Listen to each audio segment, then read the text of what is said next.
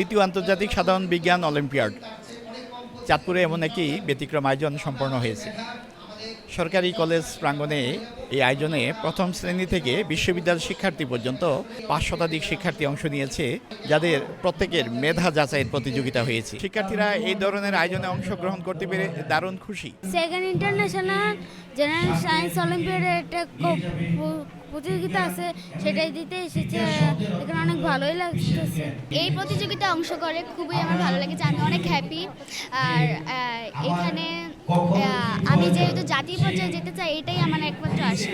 আমার মেয়েরা যতটুকু আমি ততটুকুই দেওয়ার জন্য পরীক্ষায় আসছি, পরীক্ষা দেওয়ার জন্য। এই ধরনের আয়োজনের মাধ্যমে ছাত্ররা বিজ্ঞান নিয়ে ভাবতে শিখে, বিজ্ঞান নিয়ে জানতে শিখে এবং বিজ্ঞান নিয়ে গবেষণা করতে শিখে এবং সামনে এগিয়ে যাওয়ার জন্য স্পৃহা পায়, উৎসাহ পায়। অন্যান্য দেশগুলো, উন্নত দেশগুলো অনেক বেশি এগিয়ে যাচ্ছে। কেন যাচ্ছে? তারা ওই রকম ফান্ডিং পাচ্ছে, তারা ওই রকম সুযোগ সুবিধা পাচ্ছে, সব ধরনের সব কিছু পাচ্ছে, কিন্তু আমরা পাচ্ছি না। তার মানে আমাদেরকে গভর্নমেন্টকে এই জায়গাগুলোতে ফোকাস করতে হবে এবং এই জায়গাগুলোতে হচ্ছে আরও বেশি আমাদেরকে হচ্ছে আমাদের যে ফান্ডিং সেটা দিতে হবে। আয়োজকরা জানিয়েছেন, চাঁদপুর থেকে যে শিক্ষার্থীরা জাতীয় পর্যায়ে অংশ নেবে, তারা শুধু জাতীয় পর্যায়ে নয়, তার পরবর্তীতে আন্তর্জাতিক পরিমণ্ডলেও বাংলাদেশের প্রতিনিধিত্ব করবে। 630 জন রেজিস্ট্রেশন করেছে।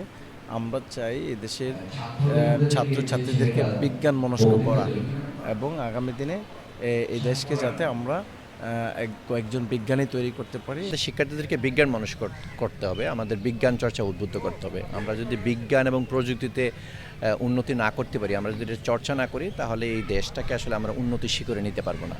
সুতরাং এই আয়োজনটাকে আমি মনে করি যে এটা খুবই যুগোপযোগী এবং আমাদের শিক্ষার্থী যারা আছে তাদেরকে বিজ্ঞানের প্রতি তাদেরকে আরও আকৃষ্ট করবে। যে 5 শতাধিক শিক্ষার্থী এখানে অংশ নিয়েছে, অর্থাৎ শিশু থেকে বিশ্ববিদ্যালয় শিক্ষার্থী পর্যন্ত, তাদের মধ্যে 25 নম্বরের একটি প্রতিযোগিতামূলক পরীক্ষা হবে। আর সেই প্রতিযোগিতায় যারা উত্তীর্ণ হবে তাদেরকে তুলে দেওয়া হবে সনদপত্র।